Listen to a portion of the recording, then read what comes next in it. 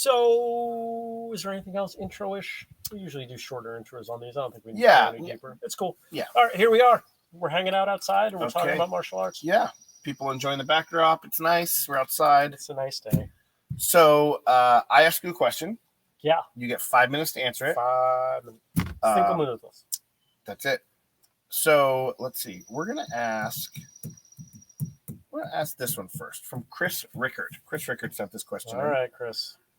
And if you want to send in a question, email me, Andrew at whistlekickmartialartsradio.com, or Facebook me. Yep. All right, here we go. Chris's question is, what are 3 things that an instructor would need to prepare to teach a traditional martial art without belts, sashes, or other indicators of rank? I'll read that one more time for you because it is a long question.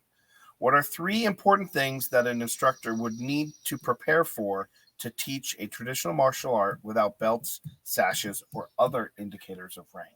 Sure. The first one that comes to mind is some kind of reward system. And reward system doesn't necessarily need to be formalized. You do X, you get Y. It could be the culture of the school. It could be that you're an instructor who is absolutely amazing at making sure people feel recognized and validated when they work hard. It could be things like social events within the context of training, right? Because we've got plenty. There are martial arts. It looks like it's moving back kind of the other way in a lot of cases, but Krav Maga, for example, doesn't generally do ranks and titles. And you get plenty of people who are immensely passionate about it. Why? Because they see progress, they feel recognized for their progress, and they don't necessarily, right? It's not a judgment. They don't necessarily need that external validation. So there's 1. 2, a recognition and potentially a formalized way of how to handle the inevitable disagreements about one's standing within the organization. So, for example, in a typical traditional martial arts class, if you and I disagree on something, how is it settled? What's the arbiter? Well, often, I mean, it may be that one of us would be a higher rank. Right, exactly. That person would be right. 99 times out of 100, that's how we handle that. Yep. If that does not exist, you end up with ego coming through, and it's not that with rank ego is unchecked. We talked about plenty of examples where ego reigns within traditional arts, but we've got the temperament of rank to figure out how some of that stuff goes. How's that going to go? Is it time training? Is it always going to have to go to the instructor to decide it? Is it a culture that you can build in so it's less of an issue? Is it more of a collaborative process rather than a disagreement process? Right? There's 2. Third,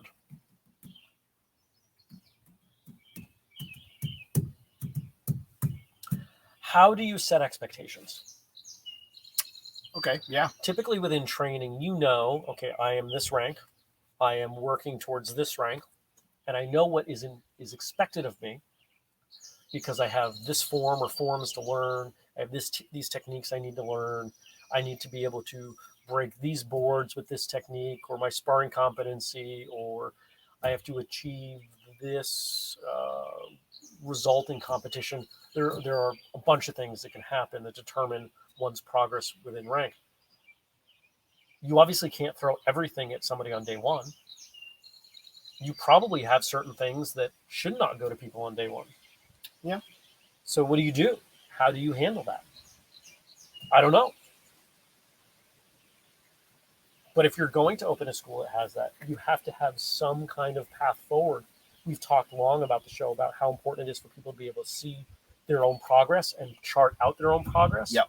Maybe not on a micro level, but on a macro level. Where am I headed? That's important. There's your 3. Okay, good.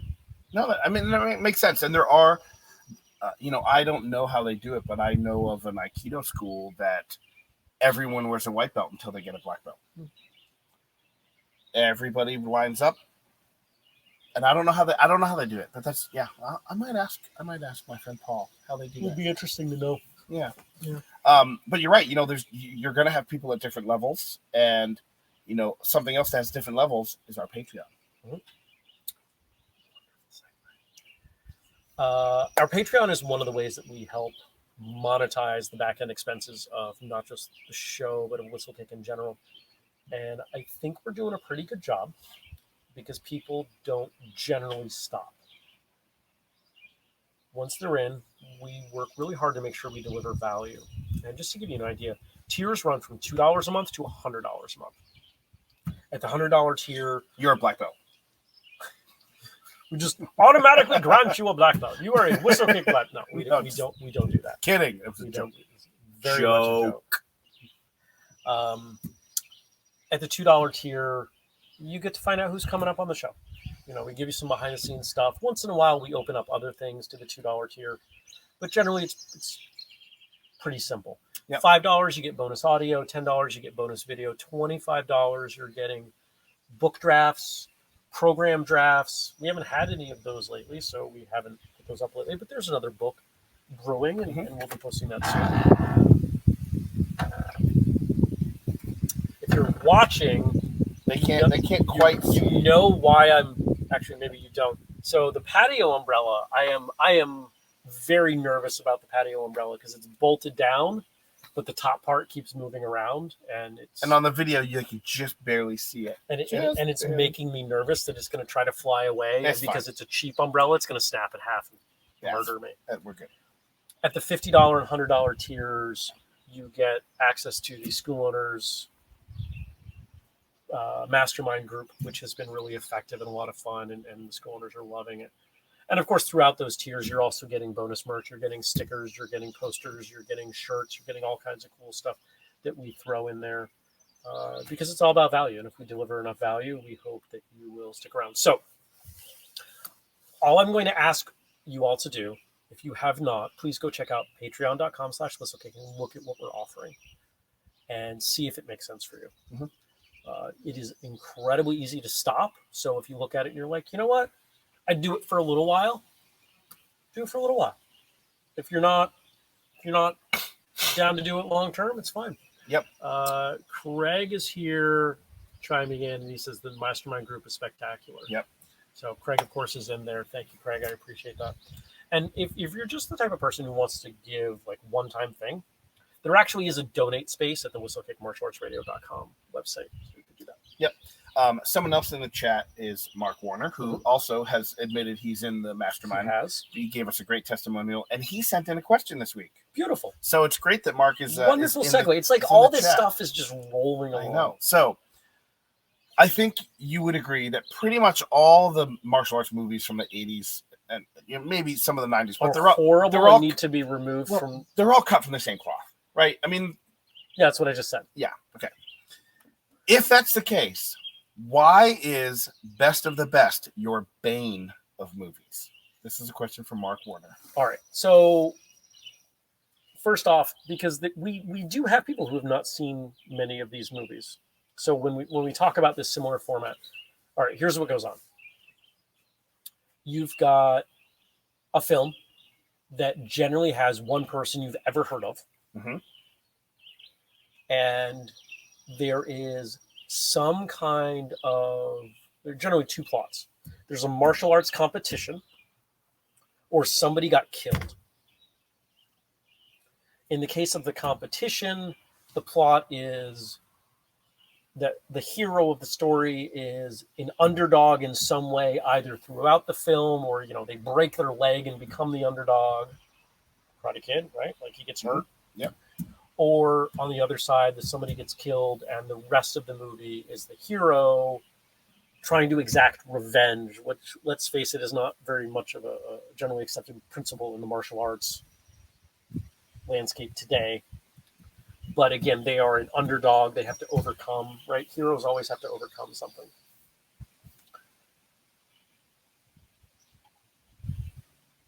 Why do I dislike Best of the Best so much compared to the others? Because at every turn, it shows itself to be less than in every way I can look at it. The writing is worse than normal. The acting is worse than normal. The choreography is worse than normal. James Earl Jones, who I think is an absolutely phenomenal actor, gives the worst performance of his career as far as I've seen. So it's not any one thing. It's that there's a movie titled Best of the Best, which truly is worst of the worst. Now, it doesn't mean that it is infinitely worse than every other movie in every way. It's that it somehow manages to be a little bit worse than anything I've ever seen in every single possible measurable way. Okay. And I know you love the movie. I do, and so does Mark. And Mark did comment, and I'll show this here. He said, "It's so true. I'm rolling with laughter." And I also recognize that just because a movie is bad doesn't mean you can't love it. Yep. There are films that I absolutely love that are not great movies. And when we think about the landscape of 80s films, it reminds me that there are movies you needed to have watched when they came out to fully appreciate them. And I've talked about The Princess Bride as an example. While not a martial arts film, it's actually been referenced multiple times on the show for the choreography, the sword choreography being very much lauded by people who have worked in that world. The fencing instructor for the show that designed all the choreography was the same instructor that taught Errol Flynn for all of the Robin Hood things. Yes. The reason I bring that movie up is I did not watch The Princess Bride until I was in my mid to late 20s. And it was lost on me. I didn't get it. I looked at it and I was like, this movie kind of sucks. I've heard for years, I've heard for over a decade, this movie is wonderful. And I tested a theory. I went back and I pretended I was 13 and I tried to watch it with that mindset and I enjoyed it. And I suspect if I had watched it when I was actually 13, I would have loved it. And I think that this is an important thing.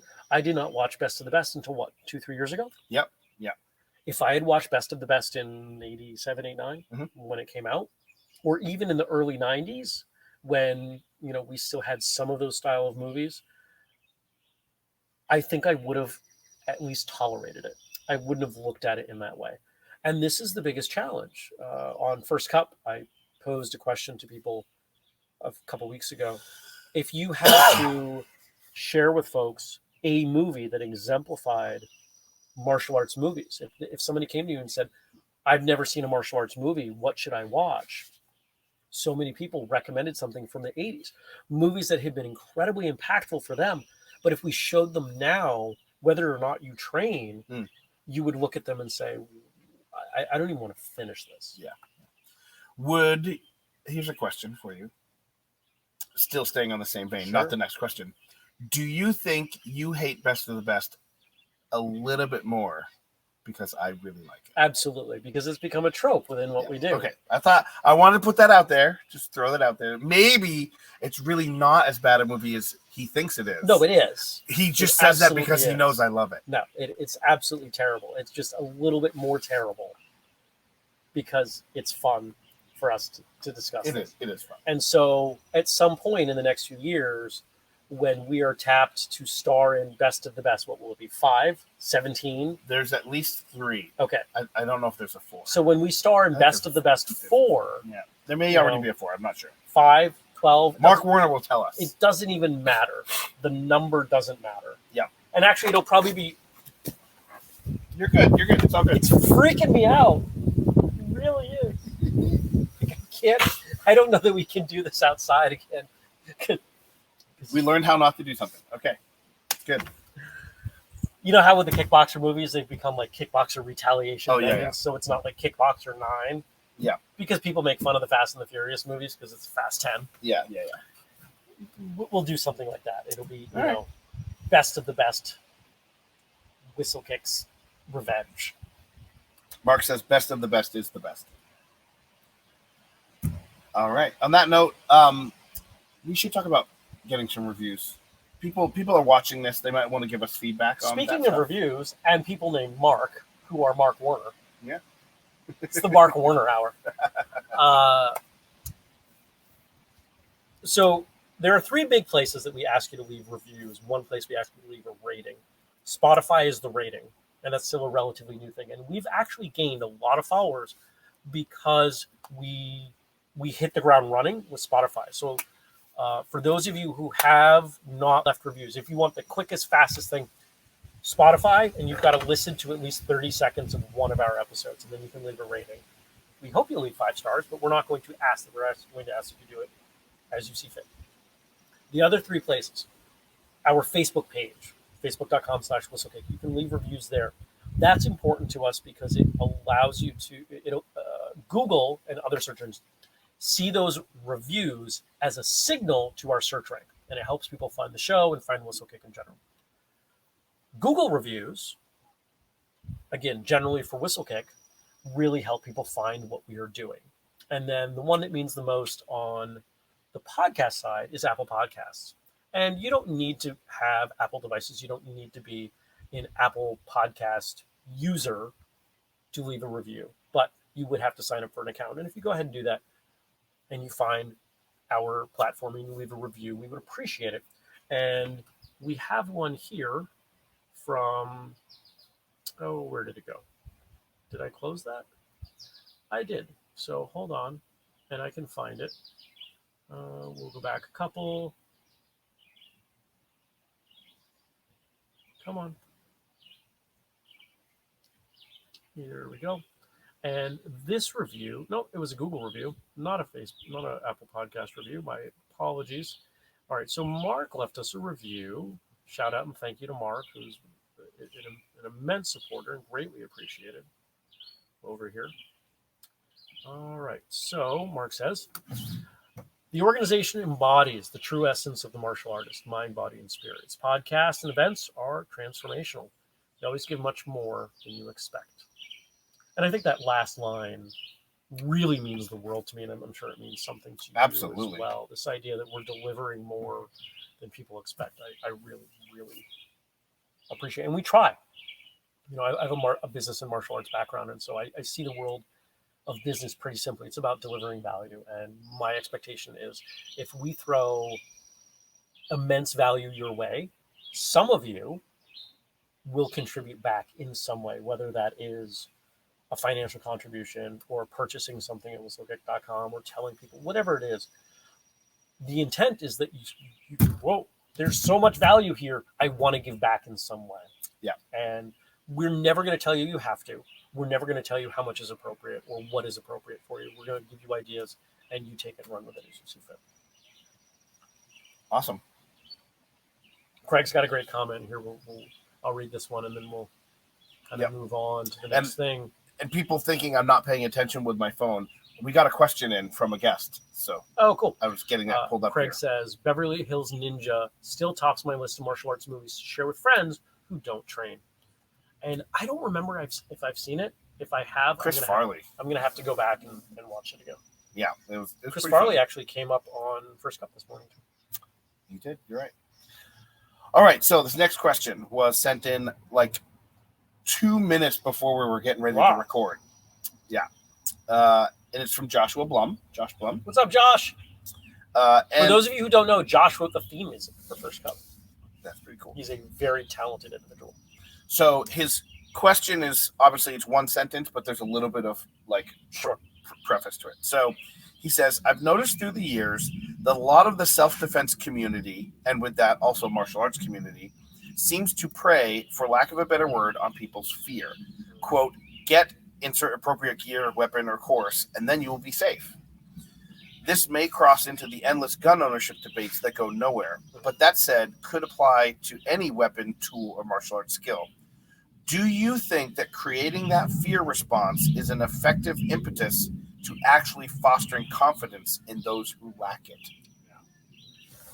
So one of the biggest challenges, and I've been saying this for years, there are only 2 things that truly motivate people. Everything else is derivative of these 2. It's love and fear. Mm-hmm. It is far easier to get people to act out of fear than it is out of love. We are hardwired for that. There have been, I don't know if it's studies or research or how we want to term it, but this is a well-documented thing, that if you give someone 2 different stimuli one rooted in fear, one rooted in love, they will always prioritize the fear response. And it doesn't take much time looking at the state of the world and media, etc., to realize that that's exactly what's going on. You're having fear leveraged towards to take advantage of our attention, uh, money, energy, etc. When we think about the martial arts landscape, and I'm going to reframe the question a little bit, does the entry point of fear lead with reasonable likelihood into one being confident? I think it depends on many, many, many things. For example, I could put out an ad. Let's say I have a martial arts school. I could put out an ad that says, hey, are you concerned about remaining safe when you walk to your car at night? Mm-hmm. If someone's going to read that and take action, they're connecting the situation that I'm posing with a recognition of fear and a desire to overcome that fear. Once I get them into class, I could take a totally different strategy, or I could sprinkle enough fear that they stay engaged, right? And there is not a right or wrong there. I want people to know I'm not passing a judgment. There are some people who need to remain in that strong fear place, else they're not going to take action. And I would rather that they remain afraid and take action, as sad as it is for me to say, than they ignore the situations and take no action. Okay? Because I want people to remain safe. Is there a point of excess? Yes, we're not going there. But I think in most schools, even though they are putting out, we teach self-defense, we will help you remain more confident, they're responding, there is some element of fear there. Even the schools that put out marketing towards parents for their children, we will make your child more confident. We will help your child perform better in school. Mm-hmm. Not all, but a lot of parents are going to look at that and they will say, I am afraid that my kid will not perform at the level of their peers. This may be something that helps level the playing field. I am afraid. I'm going to take action to overcome that fear.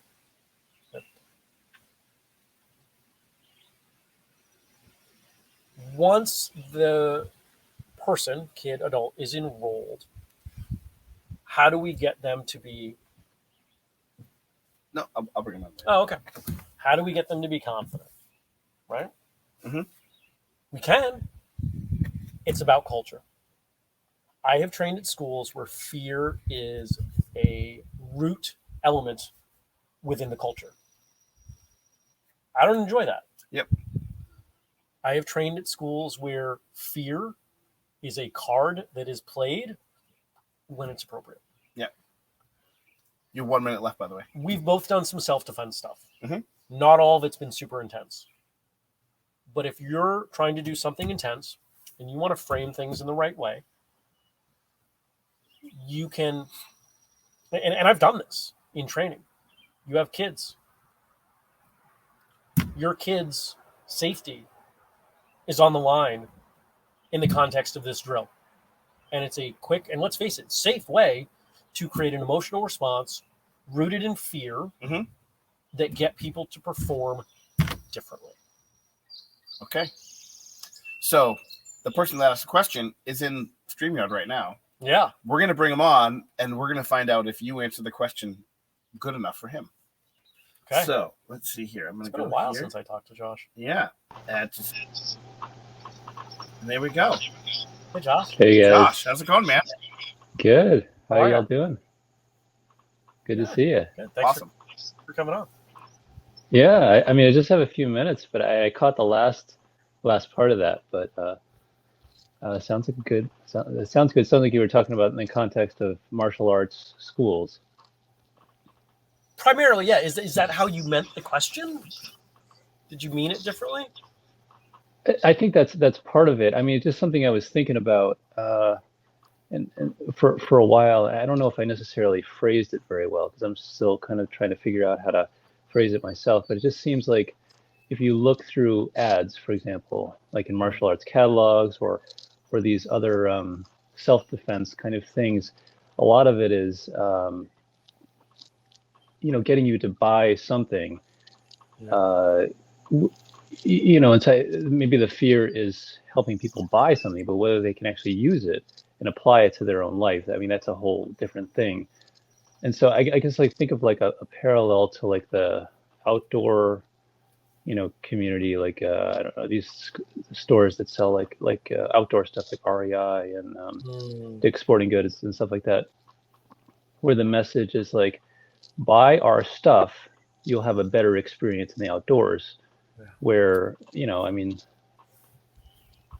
like Jeremy, you were in Belize recently. I mean, I think back when my wife and I went there on our honeymoon, and we went on this hike with a guy who was showing us, plants and butterflies and stuff like that.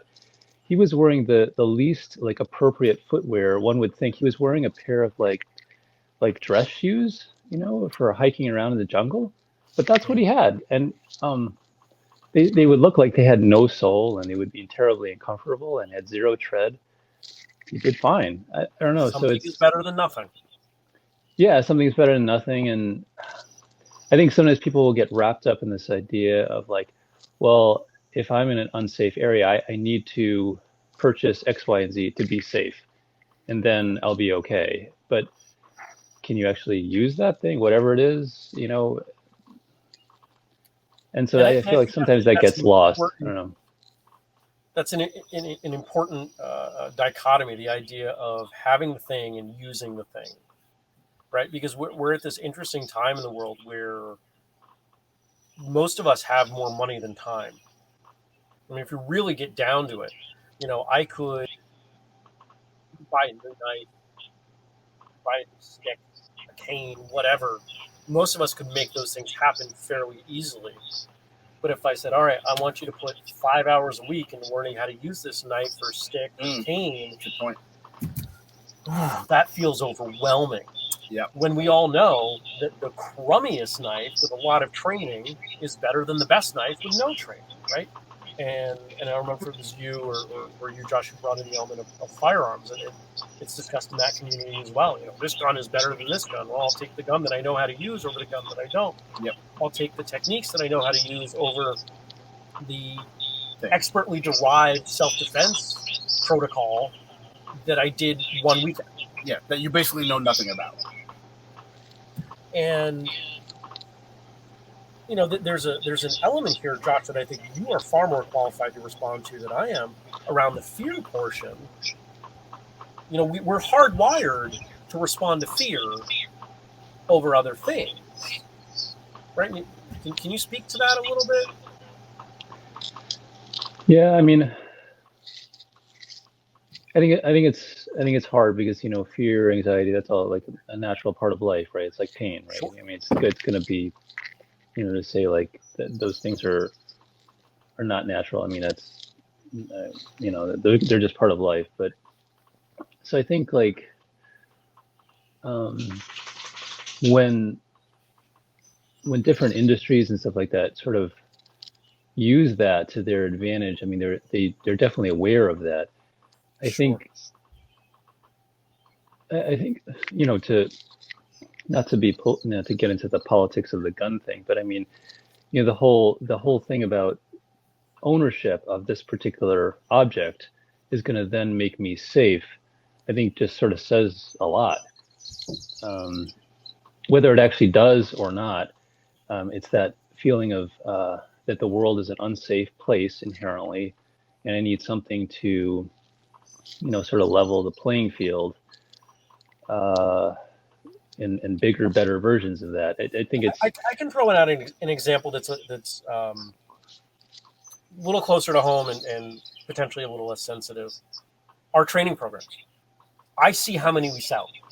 I also see the numbers on viewership of the training videos and the downloads on the documents and everything associated with them. And it's like 10%. It is a dramatically smaller number And it's not that people get it and they're like, oh man, this is crummy, because people don't ask for a refund. They're not telling me, oh, I think this sucks, it's not what I expected, etc. It is the same thing across the board in the fitness industry. People will buy a program and then not do it. Yep. Mm-hmm. Yeah. And I think we've all done that. We've bought books. How many of us have bought books? And then when it came time to put in the time to read it, we're like, man, that's a lot of work. So I'm just going to keep it on my shelf. Yeah. It's the hope, it's the promise of the results versus the time. If I buy the book, the program, the knife, I am closer to the end result. I can check that box. I did that piece. I feel good about that involvement.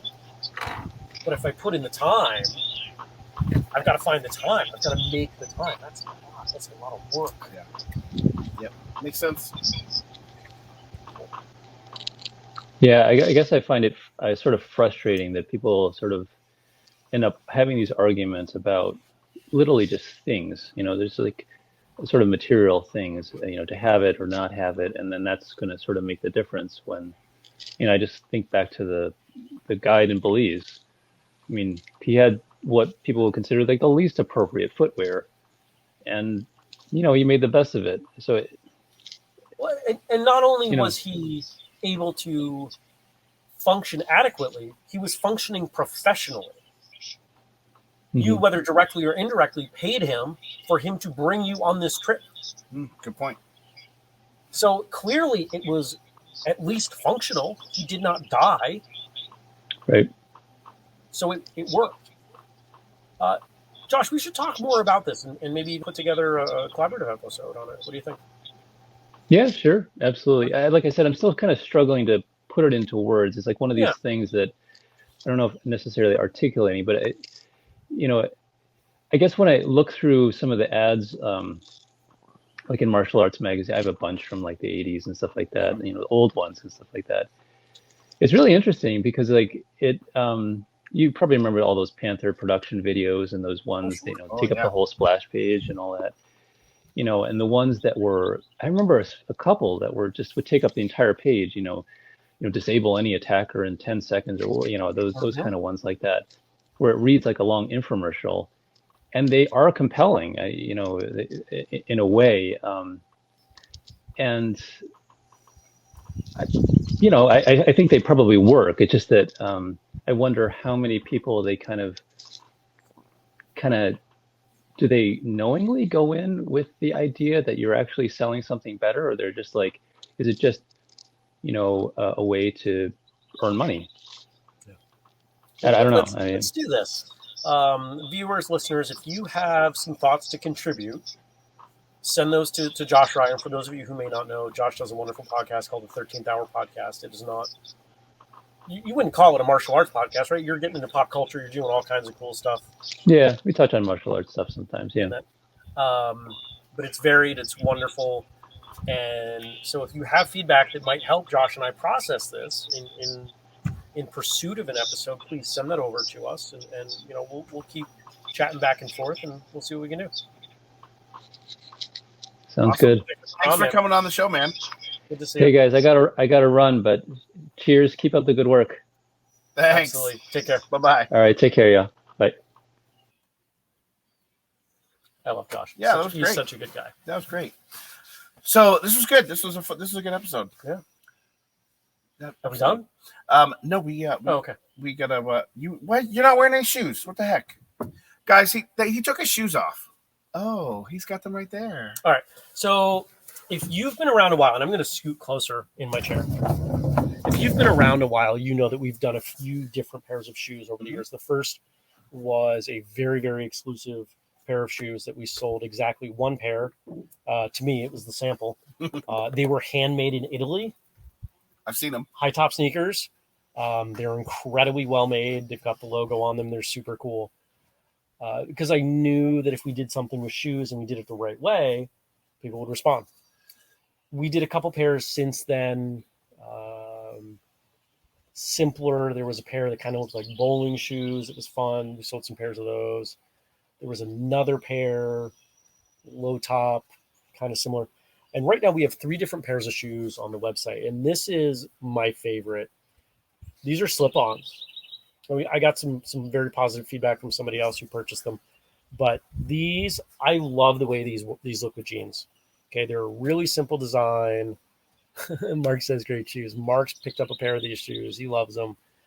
And so I share this. The other pairs are lace-ups. There's a low and a high top. And it's more of a white design. We're going to do some different stuff tweaking this design as we move forward.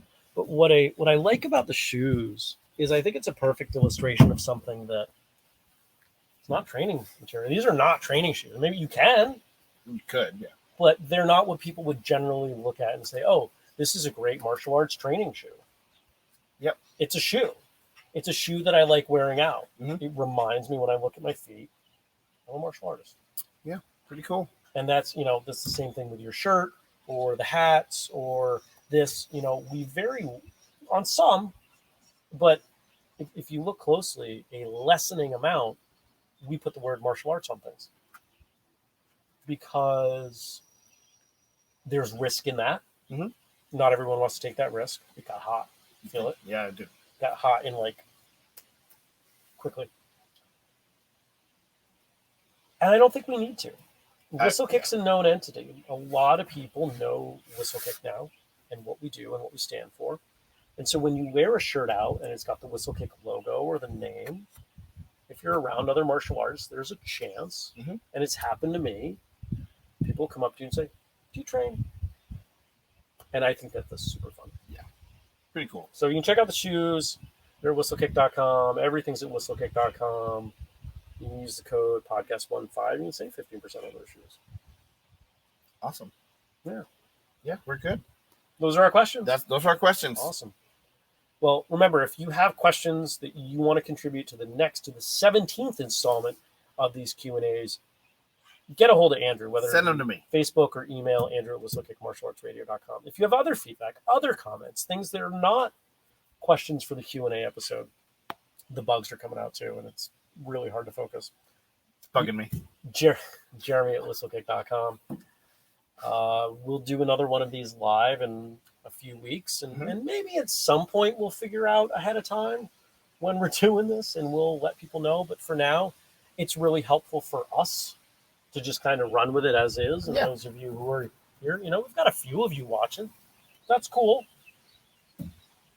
If you can watch. We're going to have lunch now. Yeah. Why are we going to have lunch, Jeremy? Because tomorrow's my birthday.